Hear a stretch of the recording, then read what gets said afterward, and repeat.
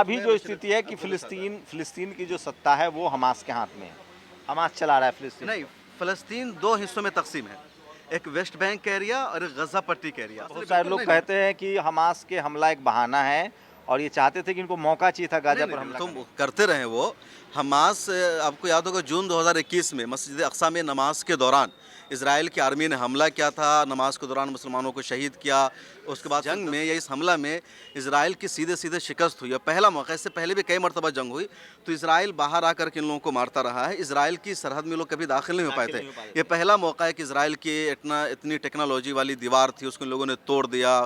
Glider से चले गए, समंदर से चले गए, फिर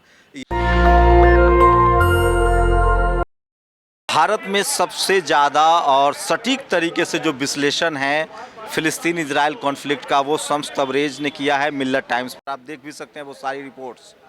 लगातार दुनिया भर में जो घटनाएं हो रही हैं खासकर इस्लाम को लेकर या मुस्लिम कम्युनिटी को लेकर, उसको मिल्लत टाइम्स भारत में बहुत ही मजबूती से रिप्रेजेंट करता है।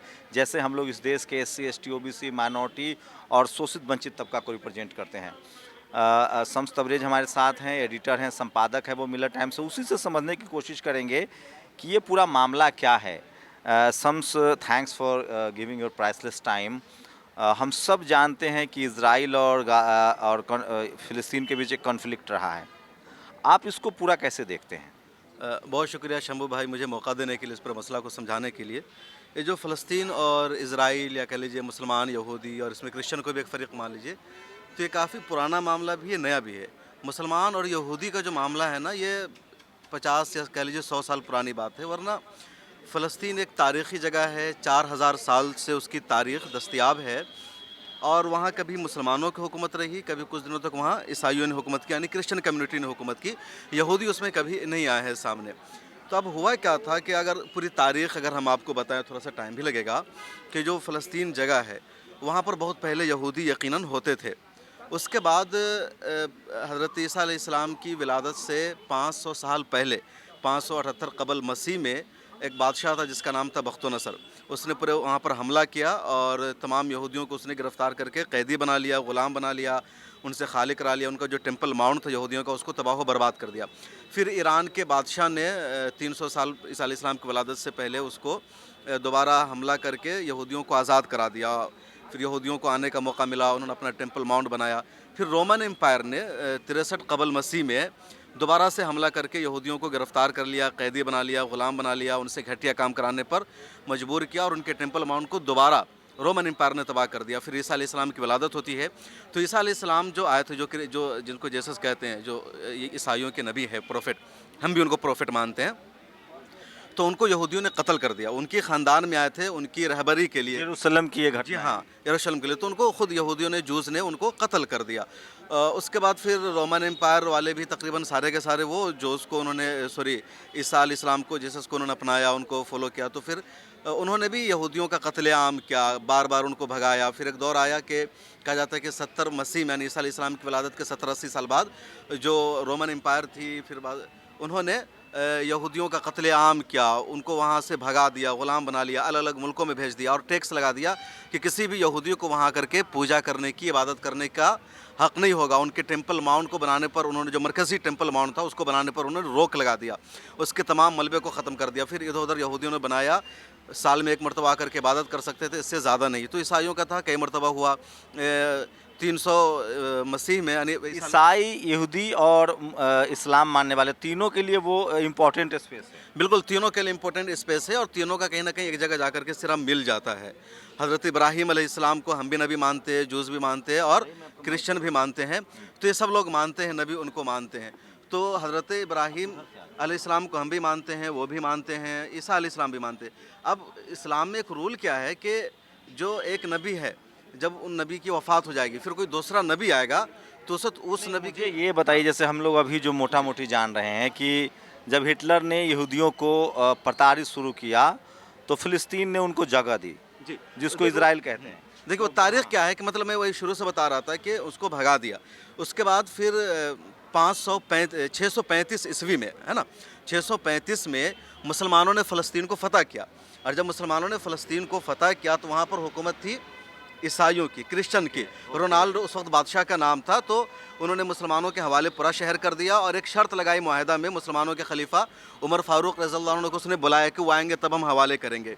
तो बुला करके उन्होंने कहा कि आप यहूदियों को यहाँ कभी नहीं आने देंगे, जो उसको कदम नहीं रखने देंगे। मुसलमानों के खलीफा ने ये कहा, ईसाई चाहते जी थे। जी बिल्कुल। तो उन्होंने कहा कि नहीं, यहूदियों के लिए भी मुक़द्दस जगह है, उनका टेंपल माउंट है, तो यकीन उनको यहाँ आने की इजाज़त होगी। आप लोगों ने उस पर टैक्स लगाया, उनके पूजा करने पर, इबादत करने पर, ये गलत था। और उनको रहने की भी हज़रत उमर फ़ारूक रज़ियल्लाहु ताला ने इजाज़त दी। 70-80 जूस के घर बने उस वक्त वहाँ। तो ये पूरी तारीख़ है। उसके बाद फिर बीच में 88 साल के लिए क्रिश्चियन ने उस पर कब्ज़ा कर लिया, फिर मुसलमानों का हो गया। अब हुआ क्या कि 18वीं सदी के आखिर में, 19वीं सदी के आगाज़ में कह लीजिए कि यहूदियों को दुनिया के मुख्तलिफ़ मुल्कों से भगाया जा रहा था। जर्मनी में कत्लेआम हुआ, फ्रांस उनको भगाया गया, स्पेन से बुरी तरह भगाया गया। हालांकि स्पेन में यहूदी बहुत खुशहाल हुए थे मुसलमानों की हुकूमत में। तो जब पूरी दुनिया से भगाया जा रहा था, तो डेविड हर्जल नाम का एक यहूदी था, जो बाबा रियासत इज़राइल का बाबा कहलाता है, रूहानी। लिक्विड पार्टी के जी, स्थापना है। David Herzl. तो उसने एक आलमी सहयूनी कांग्रेस बुलाई स्विट्ज़रलैंड में 1897 में, और उसने कहा कि हम यहूदियों का भी एक मुल्क होना चाहिए। तो पहले उसने ओटोमन एम्पायर से आकर के रब्ता किया और कहा कि ओटोमन एम्पायर हमें फ़लस्तीन में एक जगह दे, हम वहाँ अपना मुल्क बसाना चाहते हैं। तो ओटोमन एम्पायर के उस वक्त के जो बादशाह थे, सुल्तान अब्दुल हमीद सानी, उन्होंने इनकार कर दिया और कहा कि आपको हम वहाँ अपना मुल्क बनाने नहीं देंगे, आप लोगों पर जुल्म हो रहा है जर्मनी में, रूस में, फ्रांस में, हम अपने मुल्कों में अलग अलग जगहों पर आपको बसा रहे हैं। तो उन्होंने अलग अलग जगहों पर यहूदियों को बसाया ओटोमन एम्पायर ने। अब क्या हुआ कि जब फर्स्ट वर्ल्ड वार हुई, तो उसमें जो सरमाया लगा, तो यहूदियों ने अमेरिका के को भी बहुत उसमें पैसे से मदद की, ब्रिटिश को मदद की। इवन जो ईस्ट इंडिया कंपनी बनी थी, उसमें भी इनका बहुत ज़्यादा पैसा लगा हुआ था यहूदियों का। ये बैंकिंग सिस्टम अपने हाथ में इन्होंने ले लिया था। तो इन लोगों ने कहा कि हम आपको पैसे से मदद कर रहे हैं, लेकिन आपको बदले में हमें फ़लस्तीन में एक स्टेट बना करके देना होगा। तो ब्रिटिश एम्पायर ने वादा किया यहूदियों से, जूस से, कि आप हमें सरमाया दीजिए, पैसा दीजिए, हम आपको वहाँ एक स्टेट बना मुझे थोड़ा मोटा मोटी समझ, जैसे क्रिश्चियन के लिए ईसा मसीह थे वहाँ जेरूसलम में, मुस्लिम के लिए जो वो मस्जिद है, क्या नाम है उसका, मस्जिद अक्सा है, और जो ये यहूदी हैं उनका क्या है वहाँ? हाँ, यहूदी जो है ना, बहुत पुराने, सबसे पुरानी कौम है। हम मुसलमानों में, क्रिश्चियन में सबसे पुरानी कौम है। तो यहूदियों के एक नबी थे हज़रत सुलेमान अलैहिस्सलाम, उन्होंने वहाँ पर एक टेंपल माउंट बनाया था, जिसको हैकल सुलेमानी अंग्रेज़ी में टेंपल माउंट कहते हैं। ठीक है, कितनी आबादी है वो ग्लोबली अगर यहूदियों को देखें? यहूदियों की ग्लोबली आबादी आसपास 1 करोड़ से ज़्यादा है अभी हाँ, लेकिन जिसमें वो से तकरीबन- पावर सेंटर्स में है, जैसे जुकरबर्ग है या एलन मस्क है, ये हाँ, सब टेक्नोलॉजी यहूदी में, ज्यूस जहानत कम्युनिटी में से, बिल्कुल ज्यूस वो ही हैं आगे। ये लोग। हाँ, मार्क इकोनॉमिकली बहुत रिच हैं ये लोग, इकोनॉमिकली बहुत मजबूत है, और इस वजह से टेक्निकली भी बहुत साउंड है। टेक्निकली भी है, और इस वजह से है कि इनको बहुत ज़्यादा मौका मिला जॉब करने का, खुशहाल रहने अच्छा, का। अभी का सिनेरियो है कि क्रिश्चियंस और यहूदी दोनों अब का अच्छा मतलब कॉम्बिनेशन है। देखिए, सच्चाई क्या है कि लड़ाई जो रही है ना पावर के लिए, इस्लाम में या ईसाइयत में रही है। क्रिश्चियन कम्युनिटी ने खुद को पावर अपने हाथ में लेने की कोशिश की है, मुसलमानों ने भी कोशिश की है कि अब ये जैसे रोमन एम्पायर के ज़माने में सुपर पावर, फिर बाज़नती नहीं आया, फिर मुसलमानों का एक दौर रहा 1000 साल का, जो सुपर पावर बनकर रहे हैं। फिर ब्रिटिश एम्पायर ने पावर अपने हाथ में लेने की कोशिश की। तो लड़ाई अभी भी इन्हीं दोनों के दरमियान में है। अब इनको मिडिल ईस्ट में अपना एक पावर सेंटर खड़ा करना था, ईसाई वर्ल्ड को, ब्रिटिश को। तो इनके लिए खुद से मुश्किल होता है। एशिया सब कॉन्टिनेंट पर आते हैं, तो अगर हम मिडिल ईस्ट देखें और साउथ ईस्ट एशिया देखें, तो इस्लाम के मानने वाले ज़्यादा लोग हैं। उसमें पूरे एशिया में एकमात्र ये देश है, जैसे एशिया में रूस भी है, तो वहाँ ईसाई हैं, रूस में ईसाई हैं, बहुत सारे और कई देश हैं जैसे, लेकिन सबसे पावरफुल जो देश है अगर यहूदियों का माना जाए, तो पूरी दुनिया में वो इजराइल है। के पास एक ही एक देश है, इजराइल के पास। इजराइल मेजोरिटी वाला कोई देश है ही नहीं, जो है वो एक इजरायली। कितनी आबादी है, चूंकि आपने लगातार इस पर काम किया है। आबादी, यहूदियों की जो आबादी इजराइल में है, देखिए शुरू में क्या हुआ कि 1900 तकरीबन 20-21 के बाद यहूदी आकर के बसना शुरू हुए। जब ओटोमन एम्पायर का खात्मा हो गया, ब्रिटिश एम्पायर ने कब्जा कर लिया फ़लस्तीन पर, तो ब्रिटिश एम्पायर ने दुनिया भर के यहूदियों से कहा कि तुम आकर के फ़लस्तीन में बसो। तो 1947 से पहले तकरीबन ये वहाँ पर 7% थे। उसके बाद नवंबर 1947 में यूनाइटेड नेशन ने फ़लस्तीन के सरजमीन को डिवाइड कर दिया, तकसीम कर दिया। जो ये तस्वीर है, ये 1946 वाला जो है, ये ग्रीन जो है वो पूरा फ़लस्तीन है, और उजला वाला जो इजराइल है। इतने से मतलब 7% यहूदी यहाँ पर आकर के आबाद थे। इसको आप देख सकते हैं। ये भी तो इलाका उन्हीं का है। ये थोड़ा बहुत इक्का दुक्का होंगे, उसमें कुछ वो क्रिश्चियन ये यहाँ उसके बाद 1947 में यूनाइटेड नेशन ने, यूएन का ये प्लान है ना, तकसीम कर दिया कि 56% हिस्सा जो होगा इजराइल का होगा, बाकी ये फ़लस्तीन का होगा। अच्छा, ये अब उसके बाद 1948 में 49 से 67 के बीच। हाँ, ये 48 में एक जंग छिड़ गई, है ना? और उन्होंने अच्छे खासे इलाके पर कब्जा कर लिया। फिर 1967 में जंग हुई। तो 1967 की जंग में जो गज़ा पट्टी का मतलब वो एरिया था, और क्या बोलते हैं कि वेस्ट बैंक एरिया, मशरक़ी यरूशलेम का एरिया, उस पर भी कब्जा कर लिया उन्होंने। और इस तरह के अब और धीरे-धीरे अभी अपने लोगों को बढ़ाते जा रहे हैं। अब सूरत नहीं, अभी क्या स्थिति, अभी फिलिस्तीन में कहा जा रहा है कि 20 लाख मुसलमान हैं लगभग, नहीं, और मुसलमान इजराइल तो में है, यहूदी लेकिन कितने? पावर इजराइल के हाथ में है। नहीं, वो मैं मुसलमान जनसंख्या के- समझ रहा हूँ, मैं उस पर आऊँगा। मैं समझ रहा हूँ जेरूसलम में कितनी आबादी, इजराइल में यहूदियों की कितनी आबादी है? इजराइल में यहूदियों की आबादी तकरीबन अभी 70 लाख के आसपास है। और वहाँ अल्पसंख्यक हो गए हैं मुसलमान फिलिस्तीन के और जो हिसाब से। वहाँ जो रहने वाले मुसलमान थे ना, 1 करोड़ फ़लस्तीनी अभी माइग्रेटेड है, मतलब कुछ अमेरिका में, दुनिया भर में अलग अलग हिस्सों में वो रह रहे हैं, चूँकि उनके घर को छीन लिया गया, उनकी ज़मीन पर उन्होंने कब्जा कर कम लिया। हो रहा है। धीरे धीरे कम होता जा रहा है। अच्छा, ये हम समझना चाह रहे हैं, इधर पिछले 50 सालों में अगर देखें, जब से ये कॉन्फ्लिक्ट ग्लोबली मतलब मॉडर्न एरा की बात करें, आज जो स्थिति है, ये जैसे हम लोग पूरा यासर अराफात का वो दौर देखते हैं, वो एक एस्टैब्लिश लीडरशिप थी। उसके बाद वहाँ फंडामेंटलिज्म बढ़ा, इधर नेतन्याहू आए, उधर हमास आया, उसके बाद ये कॉन्फ्लिक्ट बढ़ा है। देखिए, यासिर अरफात ने इजराइल के साथ एक मुआहदा किया था, जिसको ओस्लो एग्रीमेंट कहा जाता है, 1993 में। उसमें यह था कि जो बचा खुचा फ़लस्तीन का एरिया है, वो फ़लस्तीन का रहेगा, उनकी अपनी अथॉरिटी रहेगी, और इजराइल जहाँ तक है उतना ही पर काबू रहेगा। वो इसको इसमें अपने लोगों को बसाएगा नहीं, अभी इनको डिस्टर्ब नहीं करेगा। हाँ। और यासिर मसौदा अरफात ने कहा गया कि वो इजराइल को भी एक स्टेट मान लेंगे। लेकिन उसके बाद क्या हुआ कि इजराइल ने उस माहदे की खिलाफ वर्जी की, उनको नहीं माना। वो लगातार विस्तार कर रहे हैं। अब चूंकि हमास से पहले अल-फतह थे, PIL जिसको बोलते हैं कि पैलेस्टाइन लिबरेशन ऑर्गेनाइजेशन, तो पहले वो अपनी आज़ादी के लिए कोशिश करते थे, चूंकि अब उनके घर को छीना जा रहा, उनके लोगों को मारा जा यासर रहा है। अराफात उसके बड़े हाँ, हिस्सा रहे तो पहले वो भी ग्लोबली। आतंकवादी कहलाते, जिस तरह अभी हमास को कहा जा रहा है ना कि आतंकवादी मैं हैं। उस पर आऊंगा। मैं ये कह रहा हूँ, क्या इजराइल डेमोग्राफी, क्या इजराइल ने फिलिस्तीन को चारों तरफ से बैरिकेड कर रखा है? आप निकलने का रास्ता एक ही। देखिए, 2 एरिया है फ़लस्तीन का। एक है गज़ा पट्टी का एरिया, जो उसका मुरब्बा किलोमीटर तकरीबन 250-300 के पूरा टोटल एरिया होता है, जो 40 किलोमीटर लंबा है, 10 किलोमीटर चौड़ा है गज़ा पट्टी का। तो गज़ा पट्टी के समंदर है, उसके बाद 2 तरफ उसके इजराइल है, और एक तरफ मिस्र इजिप्ट है। तो गज़ा पट्टी पूरी तरह से बंद है। इजराइल ने अपनी काफ़ी लंबी चौड़ी वॉल खड़ी कर रखी है, थी 40 मीटर नीचे अंदर वॉल थी, 10 मीटर ऊंची वॉल थी। इतना उसका सेंसर लगा हुआ था, कोई चूटी वहाँ पर अगर पहुँचती थी तो इजराइल का टेक्नोलॉजी उसको देख लेता था। उसी वॉल को अभी हमास वालों ने तोड़ दिया, जिसकी वजह से इजराइल एक्सपोज हुआ। और जो वेस्ट बैंक का एरिया है, तो वेस्ट बैंक की सरहद एक तरफ जॉर्डन से मिली हुई है, और फिर वो इजराइल के साथ ओपन है। अच्छा, अभी जो स्थिति है कि फिलिस्तीन की जो सत्ता है वो हमास के हाथ में है, हमास चला रहा है फिलिस्तीन। नहीं, फ़लस्तीन 2 हिस्सों में तकसीम है, एक वेस्ट बैंक का एरिया और एक गज़ा पट्टी का एरिया।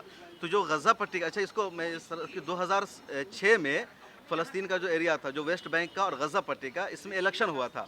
तो फ़लस्तीन का 2 ग्रुप इलेक्शन में उम्मीदवार था। एक का नाम है PIL, जो पैलेस्टाइन लिबरेशन फ्रंट है, और दूसरे हमास, जिसको अरबी में कहा जाता है हरकतुल मुकावमतुल इस्लामिया। तो इन दोनों में अवाम ने हमास को सपोर्ट किया, इनको वोट किया, इनकी सत्ता बन गई। मतलब गाजा पट्टी में हमास का गाज़ा पट्टी में भी सत्ता है, और उधर भी सत्ता है। वेस्ट बैंक में चुनी हुई सरकार है वो। हाँ, नहीं, वेस्ट बैंक में भी यही चुनी हुई सरकार थी। तो इजराइल ने इन दोनों को लड़ा दिया। तो महमूद अब्बास ने गज़ा पट्टी, फिलिस्तीन में भी आपस में टकराव है, इन दोनों को लड़ाया गया। PIL और हमास के बीच। जी, तो बीच में फिर दोनों एक हुए।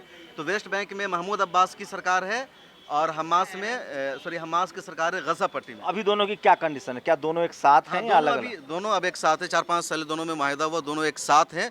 लेकिन जो दुनिया है वो उनको मानती है कि फ़लस्तीनी अथॉरिटी का सदर महमूद अब्बास को, लेकिन गज़ा पट्टी में जो सरकार है हमास की सरकार है।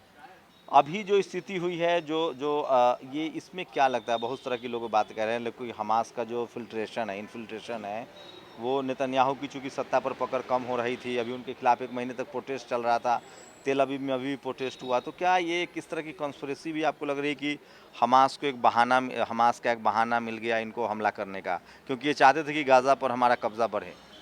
नहीं, देखिए, हमास ने पिछले 2 साल पहले का असल बदला लिया है। आपको याद होगा जून 2021 मतलब में हमास के हमले की सही मतलब वो कह रहे हैं कि हमास का हमला हुआ है। नहीं, हमास ने बहुत सारे बिल्कुल लोग नहीं। कहते हैं कि हमास के हमला एक बहाना है, और ये चाहते थे कि इनको मौका चाहिए था गाज़ा पर हमला तो करने करते रहे वो। हमास, आपको याद होगा जून 2021 में मस्जिद अक्सा में नमाज के दौरान इसराइल की आर्मी ने हमला किया था, नमाज के दौरान मुसलमानों को शहीद किया। उसके बाद फिर 10 दिनों तक जंग भी चलती रही जून 2021 में। आपने उसको कवर किया होगा, सब चूँकि हाल का मामला है।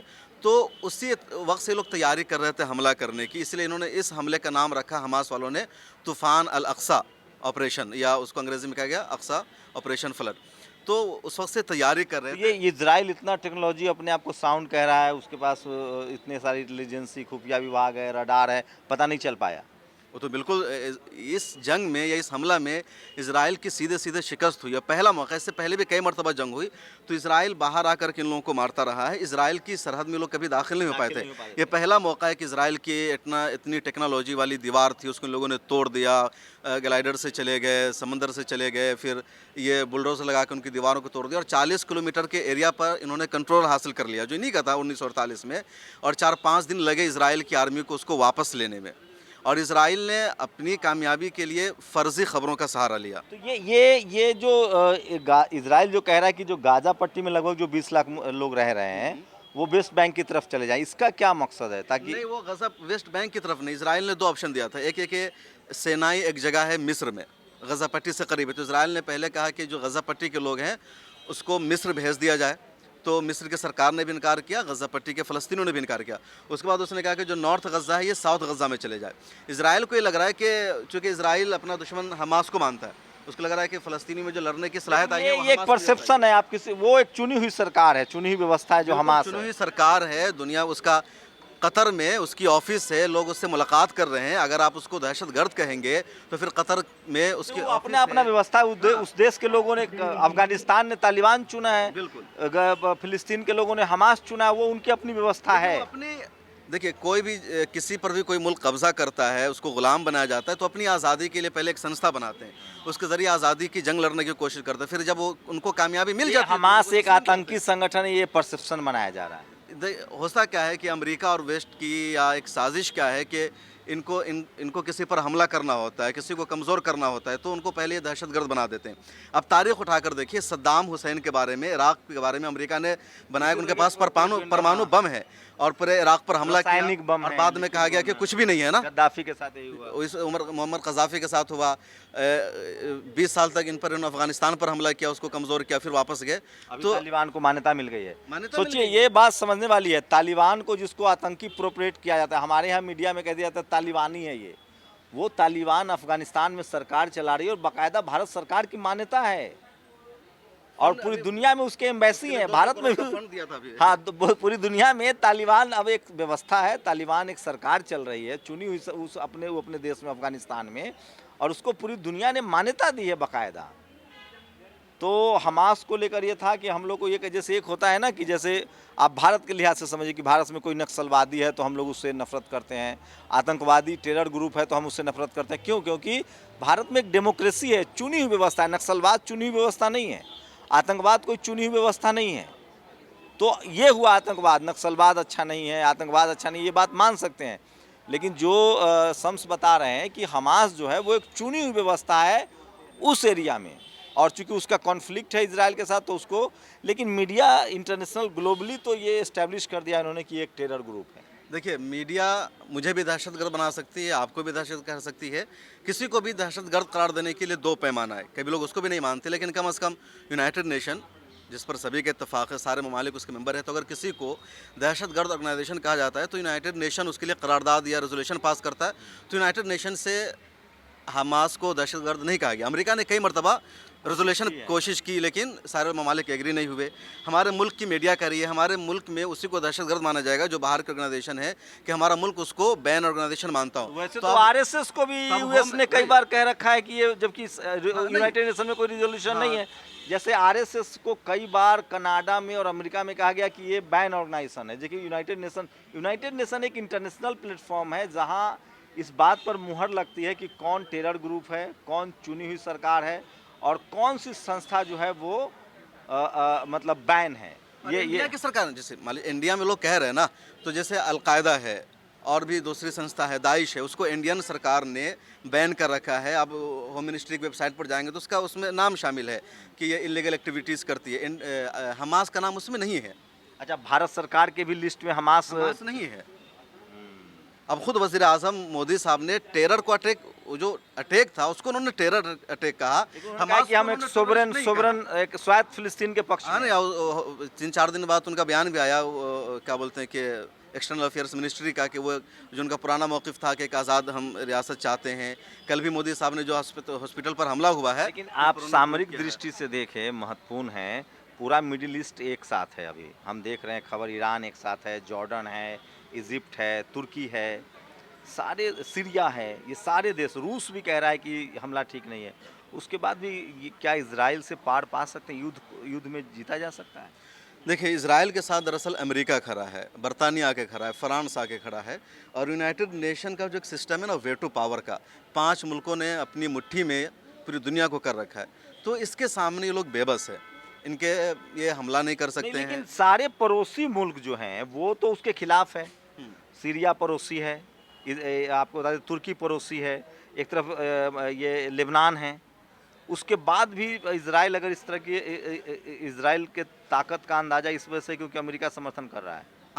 अगर अमेरिका न्यूट्रल रहे, वन साइडेड ना हो या सच का साथ दे, तो फिर उनके लिए बहुत आसान है इजराइल से जंग करना। लेकिन अगर- और आज भी अमेरिका का साथ मिलने के बावजूद भी सिर्फ हमास ने तने तनहा इजराइल को जो नुकसान पहुंचाया है, 100 साल इजराइल को लग जाएगा रिकवर करने में। अभी खबर है कि 30,000 से ज़्यादा सेटलर जो दुनिया भर से आए थे बसने के लिए, वो छोड़कर जा चुके हैं।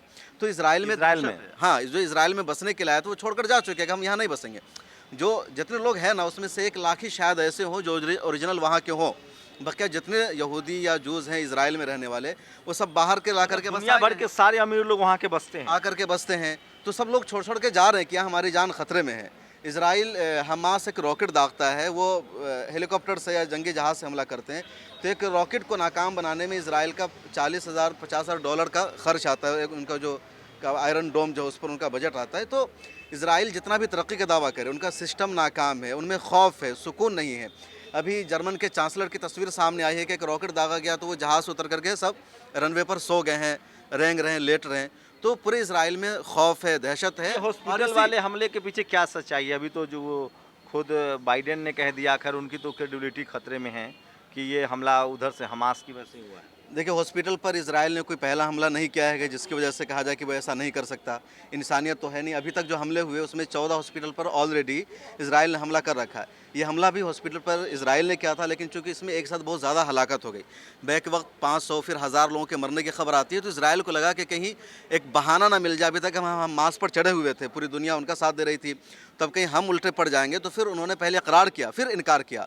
कई लोगों का ट्वीट सामने आया है, खुद इजराइल की मीडिया का सामने आया है, खुद न्यूयॉर्क टाइम्स उसने पहले यही खबर चलाई कि इजराइल ने हमला किया हॉस्पिटल पर, फिर बाद में वापस लिया अपने बयान को। तो कहीं ना कहीं इजराइल बचने की कोशिश कर रहा है कि जो उसको साथ मिल रहा था, हमदर्दी मिल रही थी, अब हमदर्दी मिल रही थी कि पहले हमास ने हमला किया आप पर, तो आप जवाबी कार्रवाई कर रहे हैं, अब आप अस्पताल पर हमला करके फिर फंस बाद में गए। उसने अपनी पॉलिसी को चेंज किया बचने के लिए। और ये इजराइल की बुजदिली है, अगर तुमने हमला किया तो तस्लीम करो। लेकिन ये सही है कि जो जो वो इलाका है पूरा, उसमें मुस्लिम मतलब इस्लाम मानने वाले हों, यहूदी हों या क्रिश्चियन हों, उनके शुरुआत से ही उनके जगह ठिकाना रहा है। बिल्कुल बिल्कुल, शुरुआत से सबका है, जो हैं, शुरुआत से क्रिश्चियन, सभी यहूदी का है, और, मुस्लिम। तीनों का है। यहूदी वहाँ थे पहले, आज से 3000 साल पहले, और यहूदियों को जो भगाया पहले रोमन एम्पायर ने, फिर ईसाइयों ने भगाया। और लड़ाई हमेशा यहूदियों और ईसाइयों के दरमियान रही है। आप हज़रत उमर फारूक रज़ियल्लाहु ताला अन्हु का नाम सुना होगा। जब उनकी खिलाफत का ज़माना था तो उन्होंने जो बूढ़े थे, ज़ईफ़ थे, उनके लिए उन्होंने पेंशन जारी किया। अभी तो मिडिल उसको ईस्ट उन्होंने की यहूदियों क्या, के लिए मलेशिया ने बहुत कड़ा स्टैंड लिया है, आप ही का मैं ट्वीट दिया। अभी मिडिल ईस्ट की क्या स्थिति है, जो कम से कम मुस्लिम कंट्री है वो? मिडिल ईस्ट इस मरतबा बहुत सख्ती के साथ फ़लस्तीन के साथ खड़ा है। इससे पहले जो ऐसा पहले नहीं होता था। हाँ, इससे पहले जो कई मरतबा हो रहा था ना, तो सऊदी अरब का बहुत गोल मोल स्टैंड आता था, ईरान का खुल करके मिलता था, शाम का उतना खुल करके नहीं आता था, कतर का, मुत्तहिदा अरब इमारात का। लेकिन इस मरतबा बहुत क्लियर स्टैंड आपको सऊदी क्या अरब लगता है, ने लिया। अमेरिका की वजह से? अमेरिका कभी भी अपने यहाँ युद्ध नहीं लड़ता है। वियतनाम में उसने युद्ध लड़ा, इराक पर हमला किया, लीबिया पर हमला किया, उसके बाद अफगानिस्तान पर हमला किया। आप वो अपने पड़ोसी क्यूबा पर भी हमला नहीं करता है, मैक्सिको से नहीं लड़ता है। क्या एक बार फिर से एशिया को बैटल फील्ड बना दिया गया है? बिल्कुल, अमेरिका नहीं चाहता। अमेरिका को असल क्या है, पैसा कमाना है। वो हथियार बनाता है, मुल्कों को लड़ाता है, अपने हथियार बेचता है, पैसा कमाता है, उसको ये चाहिए जंग लड़ाना। और वो कनाडा के साथ कुछ उधर मतलब नहीं लड़ता है। एशिया को इसीलिए करके यहाँ आबादी ज़्यादा है, हथियार ज़्यादा बिकेगा, लोग आपस में और पावरफुल नहीं बन पाएंगे। क्योंकि आप देखेंगे ना, तारीख उठा करके देखेंगे तो ज़्यादातर जो सुपर पावर या कंट्रोल दुनिया का किया है ना, ब्रिटिश एम्पायर ने किया, उससे पहले ओटोमन थे, ओटोमन का हालांकि एशिया में भी था, और फिर रूस अमेरिका का कर रहा है। स्टैंड हमेशा इजराइल के खिलाफ रहा है या अभी हुआ है? देखिए, जब इसराइल बना था तो सबसे पहले जिन दो मुल्कों ने इसराइल को तस्लीम किया था उसमें अमेरिका के बाद रूस है। लेकिन अब रूस का स्टैंड बदला है।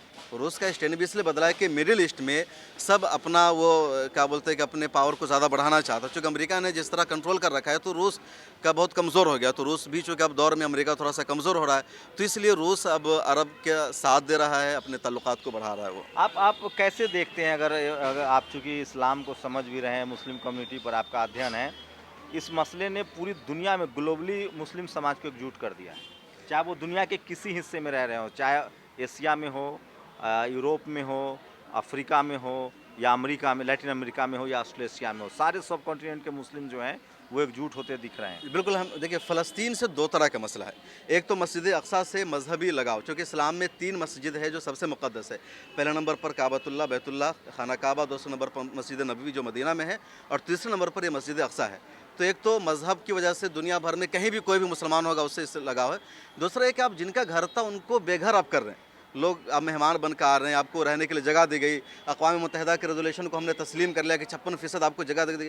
लेकिन अब जो 52% जगह बची थी, 54% जगह बची थी, आप उस पर भी कब्ज़ा कर रहे हैं, उनको बेघर कर रहे हैं, भगा रहे हैं। तो इन चीज़ों को बर्दाश्त नहीं किया जाएगा। और इस मरतबा जो कुछ हुआ है, जिस तरह दुनिया में हंगामा बरपा है, तो मुझे लगता है कि फ़लस्तीन को एक आज़ाद रियासत का दर्जा मिलना चाहिए, अक़वाम मुत्तहिदा को तस्लीम करना चाहिए, और 1967 की जो सरहद है उसमें वापस जाना चाहिए। यानी फ़लस्तीन इज़राइल को वेस्ट बैंक, यरूशलेम और गज़ा पट्टी से वापस हो जाना चाहिए, और दुनिया को चाहिए कि वो फ़लस्तीन को एक आज़ाद रियासत के तौर पर तस्लीम करे, दोनों मुल्क वहाँ पर रहें अपनी हैसियत से, यही होना चाहिए।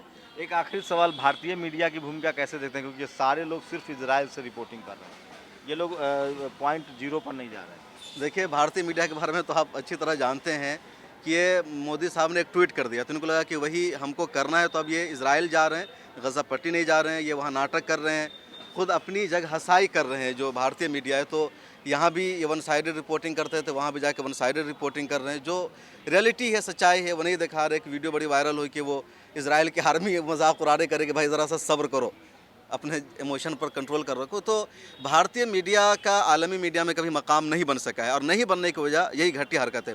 आज भी किसी को कोई इंटरनेशनल खबर देखनी होती तो वो अल जज़ीरा देखता है, न्यूयॉर्क देखता है, CNN देखता है, या BBC पर भरोसा करता है, लेकिन भारतीय मीडिया पर नहीं, क्योंकि इन्होंने अपनी इमेज अभी तक वैसी नहीं बनाई है। फिलिस्तीन की ताकत को आप कितना आंकते हैं इजराइल के मुकाबले, जिसमें हमास इंक्लूड है, दोनों गाजा पट्टी और जो देखिए, इज़राइल के साथ ताकतवर ममालिक ठहरे, फ़लस्तीन के पास कुछ भी नहीं है। उन्होंने तो अपने दिमाग का इस्तेमाल किया। पानी पीने के लिए जो पाइप दिया, उस पाइप का इस्तेमाल करके उन्होंने मिसाइल बना लिया। उनके पास रहने के लिए जगह नहीं है, उन सरहदें बंद है कि वो एक सुई तक नहीं ला सकते हैं।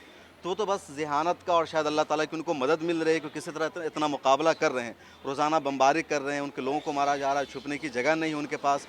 अब देखिए, रोज़ाना 200-300 लोगों का कत्ल हो रहा है। वो नमाज जनाजा अदा करते हैं, आखिरी रसूमात में बमबारी हो जाती है।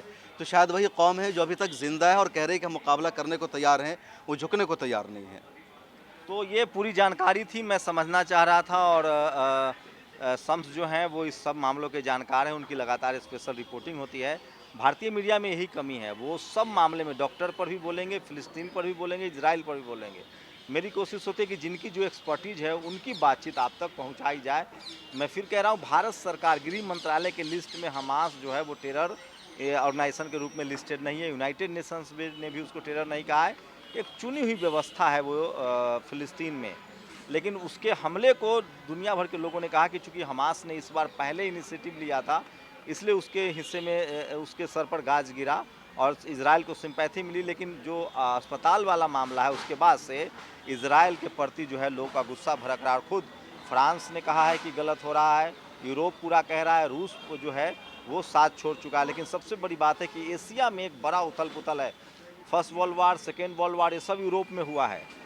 एशिया में अब तक इस तरह का कोई बड़ा युद्ध नहीं हुआ था। और इस फिलहाल जो स्थिति बनी हुई है, अगर रूस के साथ चीन खड़ा हो जाए और वो दोनों फ़िलिस्तीन के साथ खड़ा हो जाए, तो मान लीजिए कि पूरा मिडिल ईस्ट जो मुस्लिम्स कंट्री हैं वो एक साथ दिख रहे हैं, सीरिया एक साथ दिख रहा है, सीरिया के साथ सीरिया है, जॉर्डन है, तुर्की है जो गेट है यूरोप का, और इस वजह से एक बड़ा युद्ध हो सकता है। लेकिन सबसे बड़ी जो बात है कि जो भारत सरकार का स्टैंड है, वो कह रहे हैं कि हम एक सोवरन फ़िलिस्तीन के पक्ष में हैं। तो ये पहला मौका है जब एशिया में कोई इस तरह का बड़ा कॉन्फ्लिक्ट बनता हुआ दिख रहा है। फिलहाल इजराइल के साथ एशिया के जो देश हैं वो कोई साथ नहीं दे रहा है। अमेरिका ज़रूर बाहर से आ रहा है, यूरोपियन कंट्री उसके साथ है, लेकिन एशिया का कोई भी मुल्क जो है वो इजराइल के साथ अभी खड़ा नहीं है पूरी तरह से। लेकिन सबसे बड़ी बात है कि क्या एशिया में आकर अमेरिका युद्ध लड़ने की कोशिश कर रहा है, युद्ध कर रहा है। रूस ने बड़े गंभीर आरोप लगाए हैं कि अमेरिका ये सब करवा रहा है, भड़का रहा है। क्या रूस और यूक्रेन का जो मामला फंसा हुआ है, चूँकि खुलकर यूक्रेन के साथ खड़ा नहीं हो पा रहा है यूरोप, तो क्या उसका बदला इजराइल के बहाने फ़िलिस्तीन से लिया जा रहा है? लोग ये भी सवाल पूछ रहे हैं। आप लोग की क्या प्रतिक्रिया है? हमारी कोशिश थी कि पूरी जानकारी दी जाए। शम्स ने साफ साफ कहा कि वो जगह ऐसा है धार्मिक रूप से जहाँ ईसाई, यहूदी और इस्लाम मानने वाले तीनों के लिए वो पवित्र स्थल रहा है। आप लोग अपनी प्रतिक्रिया जरूर दीजिए। शुक्रिया एक बार फिर से हमसे बात करने के लिए। शंभू कुमार सिंह, नेशनल दस्तक, दिल्ली। नेशनल दस्तक की आपसे गुजारिश है कि अगर इसको बचाना चाहते हैं तो नेशनल दस्तक को सब्सक्राइब करने के लिए रेड कलर के सब्सक्राइब बटन को दबाएं, फिर बेल आइकन की घंटी दबाएं। नेशनल दस्तक को बचाने के लिए बहुत जरूरी है कि हर खबर को शेयर करें, लाइक करें, कमेंट जरूर करें।